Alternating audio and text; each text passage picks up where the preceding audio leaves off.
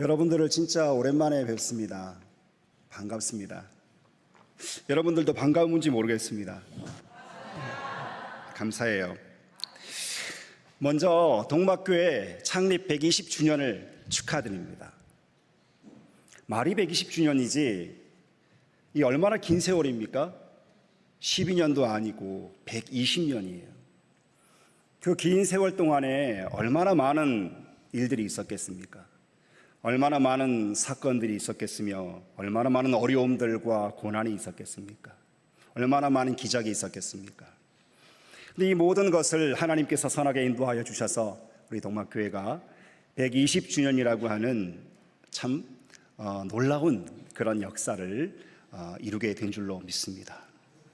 교회의 머리 되신 우리 주님께서 교회를 지키시고 돌보셨지만은 주님께서 사람들을 통하여서 교회를 섬기게 하신 것을 우리가 압니다. 담임 목사님이신 곽재용 목사님을 비롯하여서 많은 교역자들이 이 교회를 섬겼고 또 여러 장로님들께서 교회를 위해서 헌신하셨죠. 많은 우리 권사님들, 집사님들이 수고하시고 또 헌신하셔서 봉사하셔서 이 교회가 여기에 이른 줄로 믿습니다. 바로 여러분들이 우리 동막교회가 창립 120주년이라고 하는 기념비적인 그런 역사를 이루는데 공헌자고 또 주인공들이다, 그렇게 말씀드릴 수 있을 것 같습니다. 축하를 드리고 수고 많으셨습니다. 제가 동막교회를 사임한 지 2718일 만에 여러분을 다시 뵙습니다. 꽤 오랜 시간이 지난 것 같은데 제가 이제 예배 전에 여러 우리 교우들을 보면서 참 변함이 없구나 변하지 않으신 여러분들을 보니까 제가 전에 이제 동막교회에서 이제 지냈던 시간들이 막 지나가는 거예요. 생각이 막 나고 어제 일처럼 이렇게 가깝게 여기셨습니다. 제가 담임으로 수고하는 섬기는 그 강릉 포남교회는 제가 부임할 때 그때 처음 예배 드릴 때 저와 아내를 포함해서 꼭 20명이 예배를 드렸어요. 그해 연말에 마지막 주일에 30명이 꼭 30명이 예배를 드렸습니다. 그래서 1년 만에 50% 성장했다, 참 감사하다, 이렇게 생각을 했거든요. 근데 교회 안에 이런 말씀 드리면 좀 이상하긴 한데 두 개의 파벌이 있었어요. 그러니까 이제 두 파로 나눠져 가지고 앙숙처럼 이렇게 지내고 있더라고요.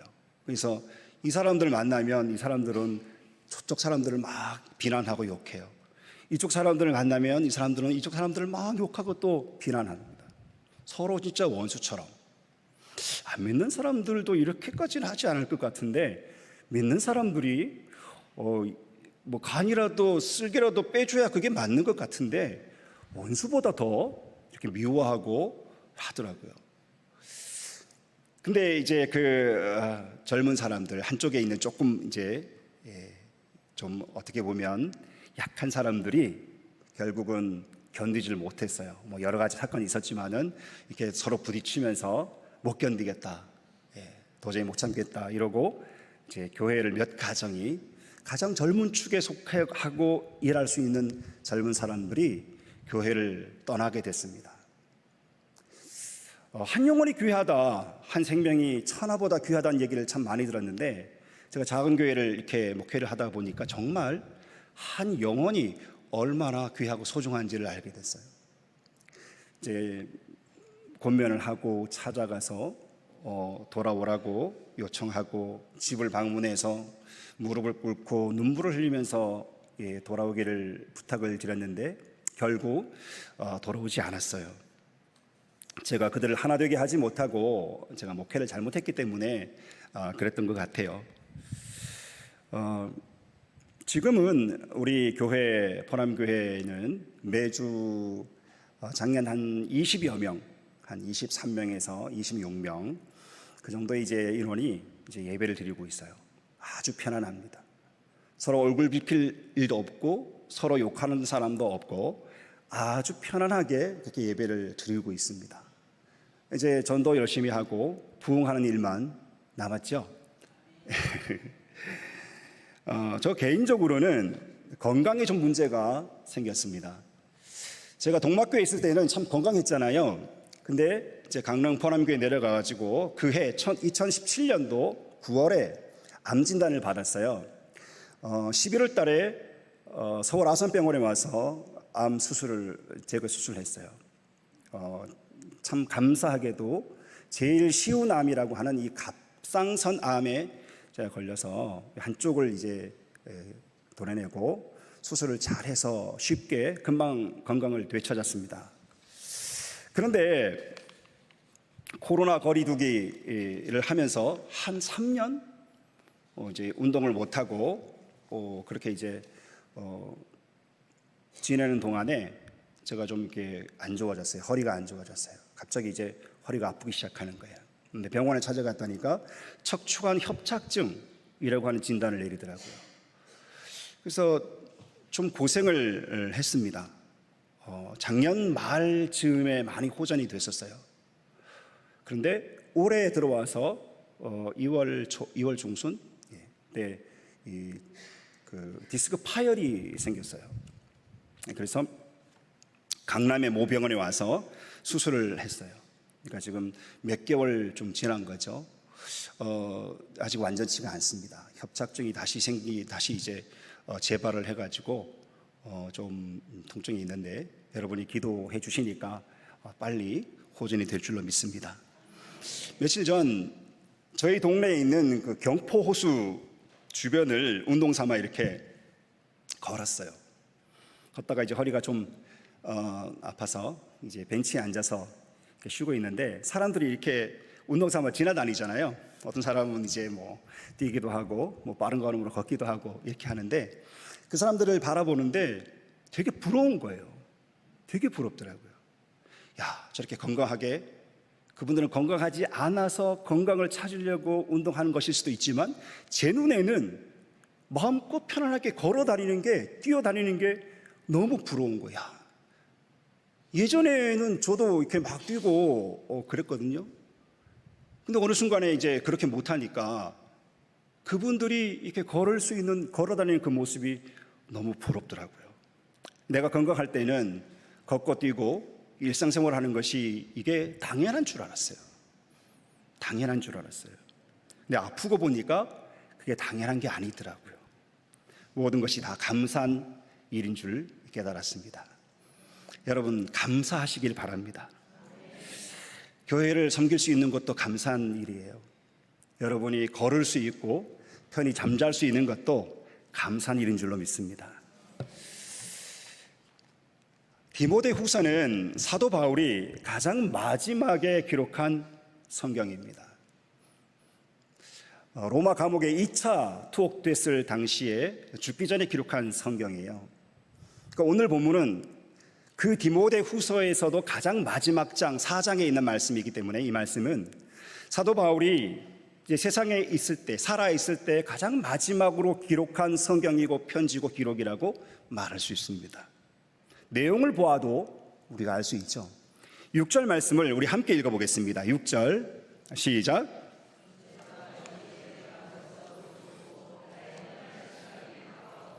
아멘. 전제는 여러분 아시겠지만은 구약의 제사법 중에 하나입니다. 번제로 드리는 제물 또는 소제로 드리는 곡식 가루 위에다가 포도주를 붓는 거예요. 그러면 포도주를 붓고 나서 뭐가 남느냐? 그 제물을 불태워서 하나님께 향기로운 냄새, 향기를 올려드리는 일만 남은 거예요. 그러니까 내가 번제와 같이 벌써 부어지고 하는 그 말씀은 사도 바울이 아는 거죠. 내 생명이 얼마 남지 않았다. 내 생애가 얼마 남지 않았다. 내 사명이 끝나가는구나. 자기가 순교의 제물이 될 것을 알고 있었어요. 그러므로 오늘 본문은 자신이 주님께로 돌아갈 때가 됐다는 것을 알고 있는 한 사도가, 그리고 신앙인이 이 땅에서 마지막으로 남기는 고백이라고 할 수 있습니다. 손양원 목사님을 여러분 아실 겁니다. 자기의 두 아들을 죽인 원수를 용서하고 양자로 삼은, 그래서 사랑의 원자탄이라고 불리는 손양원 목사님께서 이제 전쟁통에 피난 가지 않으시고 교회에 남아 기도하시다가 후퇴하는 인민군들에게 체포되어서 끌려가셨어요. 여수의 한 과수원에서 총살을 당하셨습니다. 죽음 앞에서도 당당하셨던 목사님은 생전에 이런 이야기를 남기셨어요. 우리가 주님을 믿는 것은, 우리가 예수를 믿는 것은 잘 살기 위함이 아니다. 잘 죽기 위함이다. 그 말씀은 우리 그리스도인들의 지향점, 바라보는 것이 단지 이 세상에 머무는 것이 아니라는 거예요. 세상을 넘어서 저 천국을, 하늘나라를 바라보고 향하고 있다고 하는 그런 말씀인 거죠. 여러분, 우리가 잘 죽기 위해서는 준비를 해야 됩니다. 준비 없이 죽음을 맞는 사람과 준비해서 죽음을 맞는 사람, 어느 쪽이 나을지는 우리가 말할 필요가 없을 겁니다. 우리가 잘 죽기 위해서 죽음을 준비해야 되는데 어떻게 죽음을 준비할까요? 유서를 써놓고 공증을 받아놓고 재산 정리하고 그리고 수의를 준비하고 장례식장을 알아보고 이런 걸 준비하는 것이 아닙니다. 잘 죽기 위해서는 하나님 만날 준비를 해야 됩니다. 하나님 만날 준비. 우리는 다 하나님 앞에 서야 돼요. 때가 되면 서야 됩니다. 그리고 우리 인생을 평가하실 분은 하나님이세요. 그래서 우리가 하나님 만날 준비를 해야 되는 것입니다. 하나님 만날 준비는 언제 해야 됩니까? 언제 할까요? 그렇죠. 이 세상을 살아가는 동안, 지금 여기서 준비하는 거예요. 이 세상을 사는 동안에 하나님 뜻대로 믿음의 삶을 사는 것입니다. 젊었을 때 노후를 준비하지 않으면 나이 들어서 후회한다는 말이 있죠. 우리가 이 세상 살아가는 동안에 하나님 만날 준비를 해야 잘 죽을 수가 있어요. 사도 바울은 예수님을 만난 후에 평안하게 잘 먹고 잘 살다가 나이 먹어서 편안히 하나님 나라 가고자 하지 않았습니다. 그의 고백대로 그는 하나님 앞에서 부름받는 그 순간까지 믿음의 선한 싸움을 싸웠어요. 우리 7절 말씀을 같이 읽어보겠습니다. 7절 시작.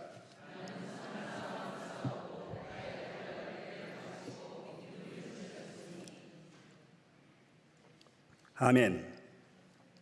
여러분, 사도 바울이 선한 싸움을 싸웠다고 하는 그 말씀을 주의하십시오. 선한 삶을 살았다고 말씀하지 않았어요. 선한 싸움을 싸웠다고 말합니다. 선한 삶을 살아가는 건 어려운 거예요. 그렇지만 선한 싸움을 싸우는 것은 더 어렵습니다. 그의 일생은 싸움의 연속이었습니다. 유대인들과 평생 싸웠어요. 복음을 전하는 곳마다 유대인들이 방해했어요. 반대했어요. 피해서 다른 도시로 옮기면 그 도시에까지 따라와서 방해했습니다. 방해하는 정도가 아니고 대적하고 회방하고 핍박하고 죽이려고 했어요. 실제로 죽을 뻔한 위기가 있었습니다. 죽다가 살아난 일이 있었어요. 그리고 거짓 교사들과 거짓 선지자들과 싸웠습니다. 땀 흘려서 피 흘려서 복음 전에서 세운 교회에 거짓 교사들이 거짓 복음을 들고 와가지고 가만히 들어와서 교회를 넘어뜨리려고 하는 거예요. 성도들을 미혹시키는 거예요. 사도 바울의 정체성, 사도성에 대해서 의문을 제기하고 그래서 그를 흔들어서 교회를 흔들려고 하는 그런 시도를 많이 했습니다. 바울은 평생 그런 이단들과 더불어 싸웠습니다. 사도 바울은 자기 자신과도 싸웠어요. 바울이라고 해서 여러분, 날마다 고난 속에서 먹지도 자지도 쉬지도 못하는 그런 삶을 살기를 원했을까요? 매맞고 감옥에 갇히고 죽을 고비를 넘기면서 복음 전하는 일이 사도 바울에게 기쁜 일이었을까요? 즐거운 일이었을까요? 신나는 일이었을까요? 바울이라고 해서 편하게 신앙생활을 하고 싶은 마음이 없었을까요? 그만두고 싶은 마음이 없었을까요? 하지만 그는 자기 자신과 싸웠습니다. 나태해지려고 하는 마음, 그리고 느슨해지고 연약해지는 자기의 마음과 싸웠어요. 나는 날마다 죽노라. 자기 자신을 쳐서 말씀에 복종시키면서, 사명에 복종시키면서 일생 동안 선한 싸움을 싸웠습니다. 여러분, 천국 가는 여정은 결코 쉽지 않습니다. 우리가 예수님 믿고 나서 기쁜 일도 있고 감사한 일도 있고 감격스러운 일도 있어요. 근데 그게 전부는 아니에요.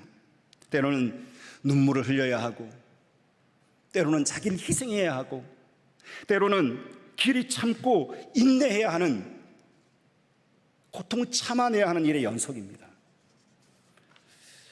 예수님도 말씀하지 않으셨습니까? 아무든지 나를 따라오려거든 자기를 부인하고 날마다 자기 십자가를 지고 나를 쫓을 것이니라. 싸움은 그치지 않고 계속됩니다. 우리가 주님 앞에 서는 그 순간까지 싸움은 계속돼요. 하지만 선한 싸움을 싸워서 그 싸움에 승리하는 자가 우리 하나님으로부터 칭찬과 상급과 면류관의 주인공이 될 줄로 믿습니다. 사도 바울은 선한 싸움을 싸우면서 믿음을 지켰다고 고백을 합니다. 믿음을 지켰다. 여러분, 믿음이 저절로 지켜지는 것이라면 내가 믿음을 지켰다라고 말할 필요가 없어요. 저절로 지켜지는 것이 어렵기 때문에 내가 믿음을 지켰다고 말하는 것이 감격스러운 거예요. 믿음은요, 항상 도전을 받아요.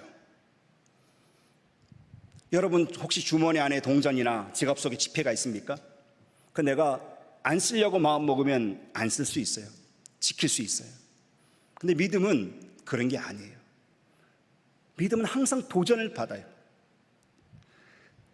어려운 일 만날 때마다 도전받고, 고난이 찾아올 때마다 시험받아요. 때로는 내가 하는 일들이 잘 안 될 때, 기도해도 응답이 안 될 때 시험을 받습니다. 어떤 때는 성공과 편안함이 우리 믿음을 시험하기도 합니다. 믿음은 변하는 거예요. 믿음은 작은 믿음이었다가 큰 믿음이 되기도 하고, 큰 믿음이었다가 작은 믿음으로 퇴보하기도 합니다. 그래서 우리 믿음이 변질되지 않도록 우리가 하나님과의 관계를 통해서 그 믿음을 지켜가야 하는 것입니다. 일생 동안 계속해서 믿음의 선한 싸움을 싸워야만 믿음을 지킬 수 있습니다. 우리 동막의 성도님들은 선한 싸움을 싸우고 믿음을 지켜내시는 성도님들 되시기를 바랍니다. 선한 싸움을 싸우고 믿음을 지켜낸 이 사도 바울이 믿음의 아들 디모데에게 권하는 권면이 있어요. 오늘 본문을 통해서 세 가지만 보려고 합니다.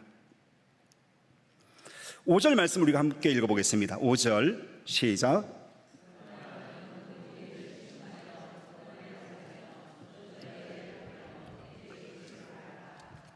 아멘. 첫째는 모든 일에 신중하라. 따라해 봅시다. 모든 일에 신중하라.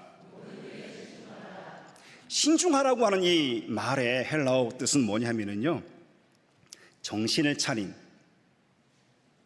술 취하지 않은, 깨어있는, 이런 뜻이래요. 그러니까 신중하게 하라고 하는 것은 정신을 차리고 깨어있으라 하는 그런 뜻이죠. 마지막 때가 되면 사람들이 바른 교훈을 받지 않아요. 자기 귀를 즐겁게 해줄 스승들을 많이 세웁니다. 그리고 허탄한 이야기, 꾸며낸 이야기에 귀를 기울여요. 다시 말하면 이 마지막 때가 되면 사람들은 자기가 좋아하는 이야기만 들어요. 여러분 주변에 한번 살펴보세요. 사람들이 어떻나? 자기가 좋아하는 이야기만 들으려고 해요. 어쩌면 나도 그럴 수 있어요. 사람들이 좋아하는 이야기는 어떤 거예요? 재미있고 웃기고 즐겁고 흥미롭고 흥분되는 그런 이야기죠.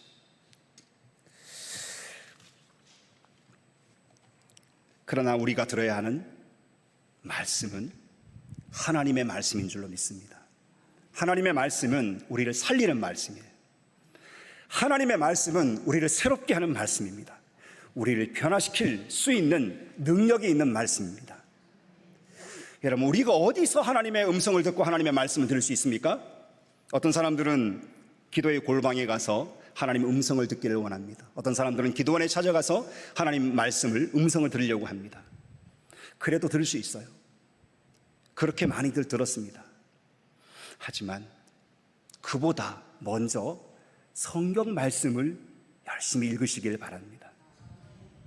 성경 말씀, 디모데후서 3장 16절 말씀에 모든 성경은 하나님의 감동으로 된 것으로 교훈과 책망과 바르게 함과 의로 교육하기에 유익하니, 그렇게 말씀했어요.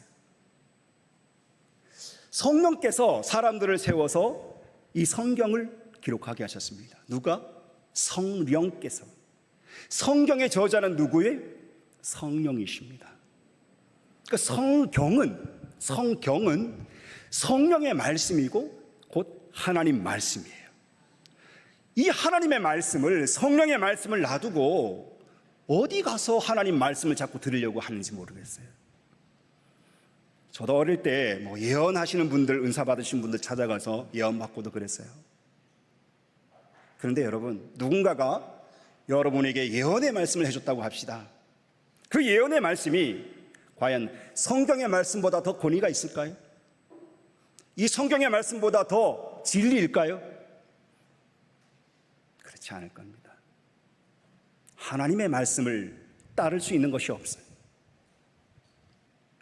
말씀 안에 우리 자신을 머물게 해야 됩니다. 우리가 말씀 안에 있고 말씀이 우리 안에 있을 때, 우리가 말씀에 순종하고 말씀을 지켜 행할 때 믿음의 열매가 맺어지고, 그리고 그 말씀이 우리를 지키고 깨어있게 할 것입니다. 두 번째로 디모데에게 주는 권면의 말씀은 고난을 받으라 그랬습니다. 따라해 봅시다. 고난을 받으라. 고난을 받으라고 하는 이 말씀은 너희가 고난받을 때에 인내하고 참고 견디라 하는 말씀이에요. 인내하고 참고 견디라. 왜 고난을 인내하고 참고 견뎌야 합니까? 고난은 필연적이에요. 선택이 아닙니다. 이 세상에 고난 없는 사람이 없어요. 고난 없는 삶이 없어요. 고난은 필연적이에요. 이 고난은 우리를 훈련시켜서 정금 같은 믿음이 되기도 합니다. 되게 하기도 해요. 때로는 이 고난이 우리를 시험하는 테스트가 되기도 해요. 우리가 세상줄에 매여 있을 때에 이 세상줄을 매인 것 끊어버리고 하나님께 매이도록 하는 역할도 합니다. 그러므로 고난은 우리에게 유익이고 축복이에요. 하지만 고난은 고통스럽습니다. 고난은 고통스러워요. 고난을 좋아하는 사람은 아무도 없습니다. 그렇기에 고난은 참고 견디고 인내할 수밖에 없는 거예요. 끝까지 참고 견디는 사람은 의의 면류관을 얻지만 참지 못하는 사람은, 견디지 못하는 사람은 나중에 후회하게 되겠죠. 오래전 일본의 대표적 사과 산지인 아오모리 현에서 있었던 일입니다. 어느 해 이곳에 강력한 태풍이 불어서 출하를 앞둔 사과가 많이 떨어졌어요. 과수원 많은 피해를 입었죠. 사과의 한 90%가 떨어졌답니다. 농부들은 남아있는 10% 정도의 사과를 거두어다가 태풍에도 떨어지지 않은 사과다 이렇게 홍보를 하면서 예전 가격의 2배 내지 3배의 가격으로 이 사과를 팔았어요. 근데 그때 당시 이 일본의 그 대학의 입시철이었대요. 입시철. 그래서 이 안 떨어지는 사과가 수험생들에게 인기가 많아서 불티나게 팔렸다고 해요. 그 사과의 별명이 합격 사과였다고 합니다. 다른 사과들은 태풍에 다 떨어지는데 어떻게 이 10%의 사과들은 떨어지지 않았을까요? 간단하죠. 사과나무 가지에 굳게 매달려 있었기 때문이죠.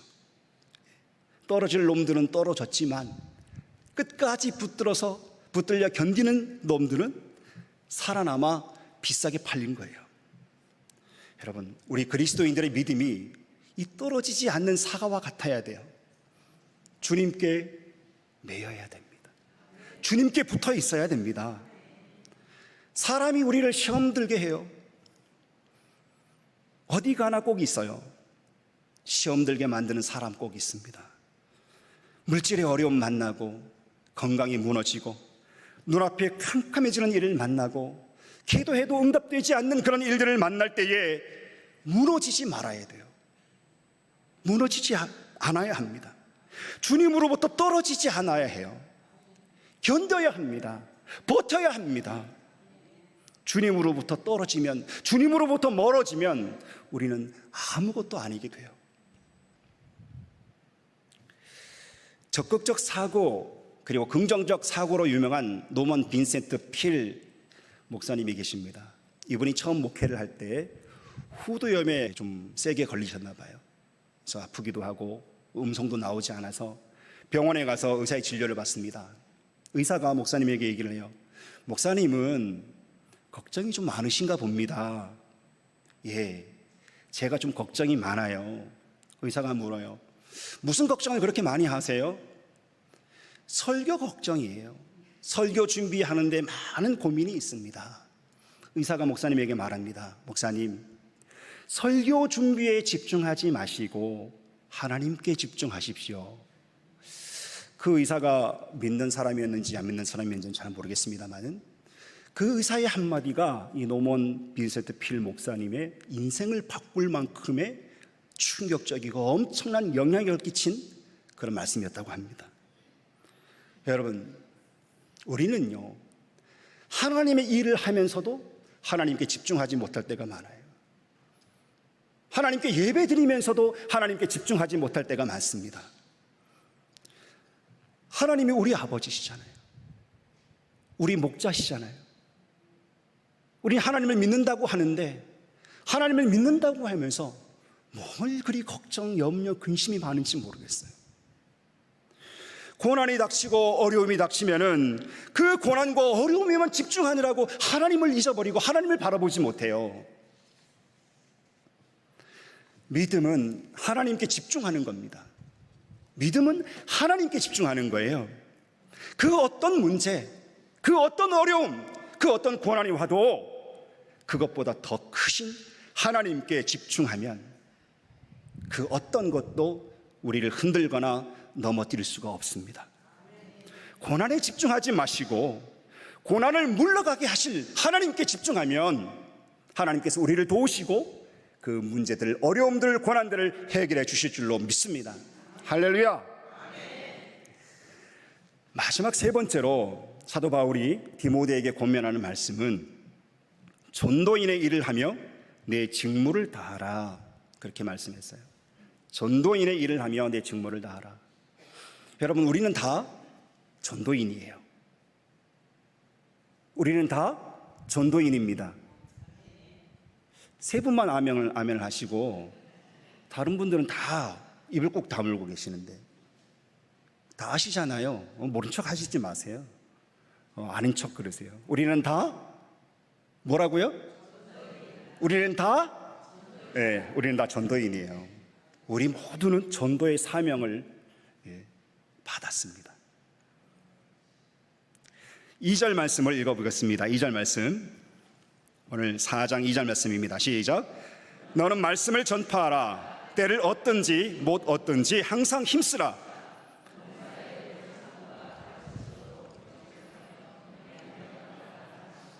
아멘.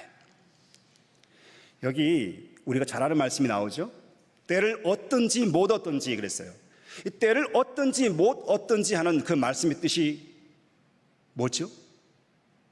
기회가 좋든지 나쁘든지 그런 뜻입니다. 기회가 좋든지 나쁘든지 우리가 전도할 기회를 찾는 것은 지혜로운 거예요. 하지만 좋은 기회만을 찾고 기다리는 것은 지혜롭지 않습니다. 왜냐하면 좋은 기회는 좀처럼 오지 않기 때문이에요. 우리가 좋은 기회라고 생각하는 그런 기회가 왔을 때, 그런 기회를 만나셨는지 모르겠지만 그런 기회가 왔을 때 전도해도 성공하라는 보장이 없어요. 실패합니다. 안 먹혀요. 안 받아들여요. 분명히 좋은 기회라고 생각했는데도 실패한단 말이죠. 기회가 좋으냐 나쁘냐, 이 판단은 사실 우리가 하는 거지만 그 판단이 늘 옳은 것만은 아니에요. 여러분, 그걸 기억해야 돼요. 내 생각에 이거 좋은 기회야, 이건 별로 안 좋은 기회야, 그걸 판단하는 건 우리 자유지만은 우리의 판단이 늘 옳지만은 않습니다. 실제는 다를 수가 있어요. 그리고 우리가 생각하는 좋은 기회는 우리 평생 오지 않을 수도 있습니다. 그러니까 좋은 기회만을 바라보고 기다리는 사람은 평생 전도 한번 못할 수 있어요. 그렇기 때문에 오늘 말씀은 기회가 좋든지 나쁘든지 전도할 기회만 생기면, 틈만 나면 무조건 전도하라, 그런 뜻인 줄로 믿습니다. 그게 하나님 말씀이에요. 어느 교회의 한 여자 집사님이 요양원에서 요양보호사로 일을 했습니다. 코로나가 터지자 매주 요양원을 찾아오셔서 할아버지 할머니들을 대상으로 예배를 인도해 주시던 외부 목사님들의 발길도 이제 끊어지게 됐어요. 할아버지 할머니들이 그래도 예배를 통해 가지고 위로를 받고 힘을 얻고 그랬는데 예배를 드리지 못하는 시간들이 한 달, 두 달 이렇게 자꾸 늘어가는 거예요. 이 여자 집사님이 할아버지 할머니들에게 가서 말씀을 읽어주고 기도해드리고 또 믿음의 위로의 말씀으로 이렇게 위로를 해드렸어요. 누가 시켜서 한 일이 아니에요. 의무로 한 일이 아닙니다. 신앙일이니까, 하나님을 믿는 사람이니까, 이제 하나님 나라 갈 때가 얼마 남지 않은, 언제 가실지도 모르는 그 할아버지 할머니들의 영혼을 생각해서 그렇게 한 거예요. 근데 집사님이 그렇게 하시니까 그 할아버지 할머니들이 한 분, 두 분 그 여자 집사님 주위에 모였어요. 우리 같이 예배해요. 그래서 예배가 시작됐고 이 여자 집사님은 예배 인도자가 되었습니다. 신학을 한 거 아니에요. 전도사 아닙니다. 심지어 권사님도 아니에요. 그것이 바로 전도인의 일을 하는 것입니다. 우리가 서 있는 곳이요, 하나님께서 우리를 보내신 곳, 우리가 있는 그곳이 바로 우리 선교지입니다. 그곳에서 우리는 전도인의 일을 하는 사람이어야 합니다. 한 가지 이야기만 더 말씀을 드리고 말씀을 마치려고 합니다. 여러분이 반지의 제왕이라고 하는 영화를 보셨는지 모르겠어요. 동명소설을 영화화한 것이죠. 이 반지의 제왕이라고 하는 소설이 전 세계적으로 1억 5천만 부 이상 팔렸다고 합니다. 2008년도 영국의 더 타임스지는 전후 가장 위대한 영국 작가 순위에 6위로 이 사람을 꼽았어요. 그리고 BBC 방송 투표에서는 지난 1000년 동안 가장 위대한 영어 작가 순위에서 또 6위로 선정을 했습니다. 이 사람의 이름이, 이 저자의 이름이 톨킨이라는 사람이에요. 톨킨. 그는 매우 신실한 가톨릭 교인입니다. 그래서 그의 그 작품에 기독교적인 색채가 이렇게 알게 모르게 드러나게 되죠. 그 영화에 1, 2, 3편이 있는데 영화에 참 감동스러운 장면이 있는데, 일단 이 영화의 주인공은 난장이족이에요. 호빗이라고 불리는 난장이족 4명이 주인공입니다.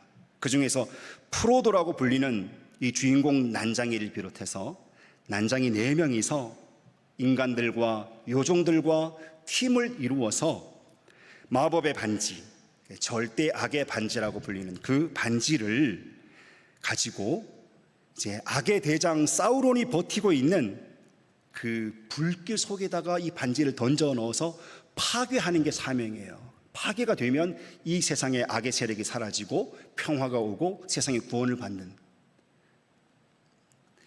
가는 도중에 수많은 어려움들을 겪죠. 대적에게 잡히기도 하고 다치기도 하고 괴물에게 잡아먹히기도 하고 골룸이라고 하는 괴물에 또 속임을 당하기도 하고 가장 절친한 친구와 싸우기도 하고 오해하기도 하고 말로 다 할 수 없는 그런 수많은 위기와 위험들을 겪으면서 결국은 어떻습니까? 그 악의 반지를 파괴하는 데 성공을 하죠. 그래서 세상은 평화를 맞이해요.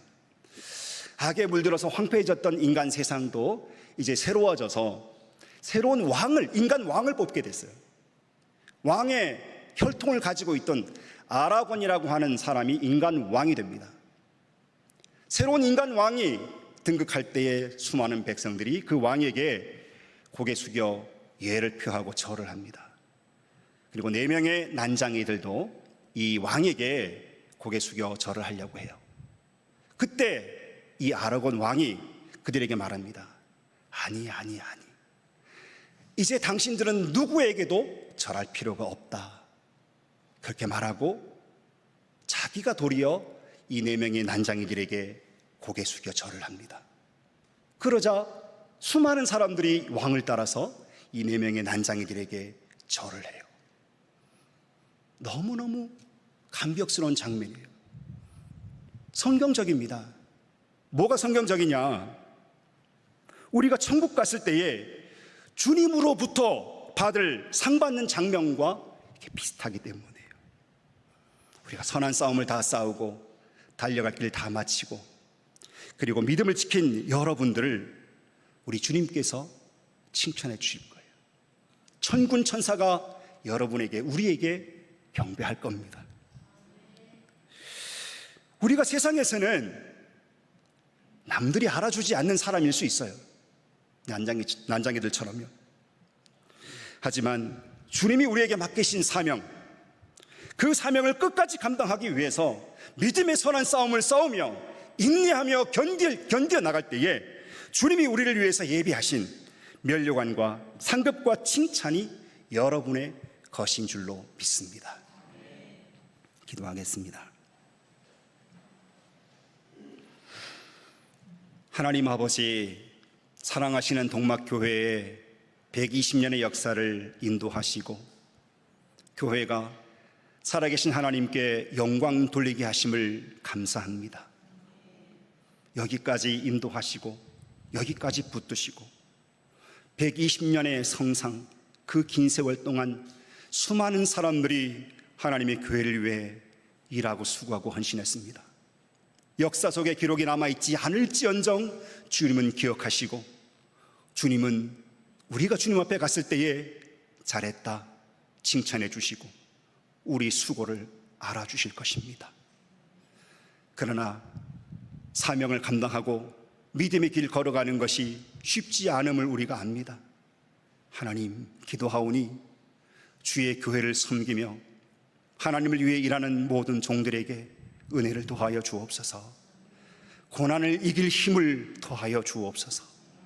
사명감이 이루어지지 않게 하시고 주를 향한 사랑이 불일 듯 일어나게 하시옵소서. 끝까지 주님 부르시는 그날까지 주신 사명 감당하며 믿음을 지켜내는 신앙인들이 되게 하여 주옵소서. 감사드리며 예수님의 귀하신 이름으로 기도하옵나이다. 아멘. 주 예수 그리스도의 은혜와 하나님 우리 아버지의 사랑과 성령의 인도 감화 교통하심의 역사가 우리 남은 삶을 사는 동안 하나님 만날 준비하며 하나님 앞에 갔을 때에 잘했다 칭찬받기를 원하고 준비된 삶을 살기를 원하는 사랑하는 동막교회 모든 성도들과 가정과 일터와 자녀들과 우리 남은 생애 위에 교회 위에 이제로부터 영원히 함께 하시기를 축원하옵나이다. 아멘.